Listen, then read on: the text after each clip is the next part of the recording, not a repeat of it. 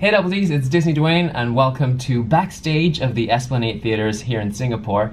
I'm in the midst of rehearsals for a show, but just catching a few moments here to review quickly Descendants 2 and what I thought about it. By the way, Mary Poppins, or rather the last Mary Poppins on Broadway, Stephanie Lee, is also in the show with me, so there'll be an upcoming episode where I interview her about being Mary Poppins on tour as well as on Broadway.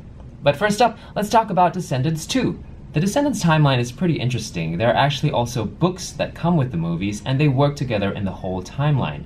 So it's in this order: Book 1, Movie 1, Book 2, Movie 2, and Book 3 so far. You don't have to read Book 2 before Movie 2, but in any case, when you watch the opening of the second movie, it kind of feels like a jump, and it doesn't really make sense. So that kind of didn't sit very well with me to begin with, and of course, first impressions always last. It opened with a music video, which I thought kind of confused everybody, because where we left off in the first movie, Mel was good, and suddenly she was evil, and then like Belle and Beast were dancing and about being evil, and it didn't really make sense. So that kind of threw me off, and then it was the whole lame excuse of like that just being her dream. So all in all, that opening sequence wasn't a good hook for me. Also, I found that Mel and Evie are so made up now. It feels like the actors themselves are so caught up with the glamour and the whole prestige of Hollywood. It's almost distracting, especially when they flash back to how they looked in the first movie. You can see that these girls have dolled up, and they're a little pretentious, in my opinion. I don't know, what about, maybe I'm just an old person and, it wasn't appealing to me, but I thought it was pretty distracting. So what did you think? The other thing I found, having read Descendants Book 2, was that the movie 2 and Book 2 kind of overlapped in many areas, and I felt that either one has to go, and if anything, I would choose that the book stays and the movie goes.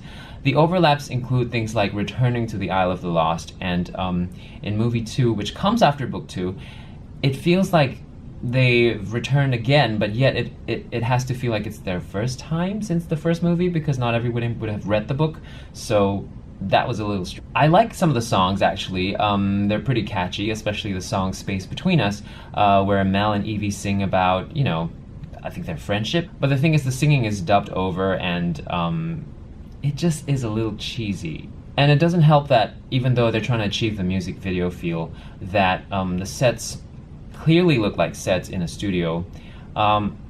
And actually, if you ask me for a solution, I think it has to do with lighting. I think if they actually lit it a bit darker and less stark and garish, that you wouldn't feel so much that it's, a music video in a studio.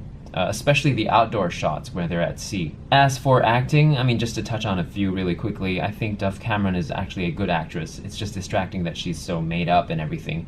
I almost feel like in between takes, she's the kind of actress that would look at herself in the mirror and touch up and, you're a great actress, you don't have to look that beautiful, you don't have to look that proper. I think it's a little distracting if that's on your mind, or at least that's what I think it is. As for China, who plays Ursula's daughter, one of the new characters, Uma, she just lacked a bit of that fire. Dove has a very good grounding, and it comes from a visceral sort of place. When she's like on fire, when she's angry, you can feel it, and it's pointed, and it's not like overdone. But Uma, or rather China, it feels like she just needs a little bit more grounding, a little bit more fire, before I can believe that, especially, the villain that she's trying to be, the main antagonist in this movie. Also, plot-wise, for Uma to be the villain, it's a little bit weak. The fact that she didn't get chosen to go to Aradon is not good enough for her to be this big villain, and for her to want to attack the good guys. So that fight just turned out to be fight for fight's sake, which, just didn't really land well with me. There was a nice little homage to when Uma takes Mel's book to become the bride of Ben, which Ursula does in The Little Mermaid, which is kind of cute, her daughter's following her mom's footsteps. I like that part. The final battle was cool in a sense, but also cheesy when Mel turned into a dragon all of a sudden, saying that she didn't know she had it in her, and also Ursula's daughter turning into the big sea witch. That was fun, and then there was a moment where Ben, the Beast's son, growls, and I was like, please, please, please don't change into the Beast. That would be just a little bit too much, and luckily and tastefully he didn't. And then there were characters like Hook-sun, who was just there, you know, and there was not really any sort of backstory, and he didn't even, like, he wasn't even seen at the end of the movie, and it was as if he was just introduced, and then they didn't really follow through his journey. So, yeah, it was just left hanging. All in all, I give this, unfortunately, 1 out of 5. I preferred the original movie, and I've seen Kenny Ortega do better, so that's my review of Descendants 2. Catch you guys next time. Bye.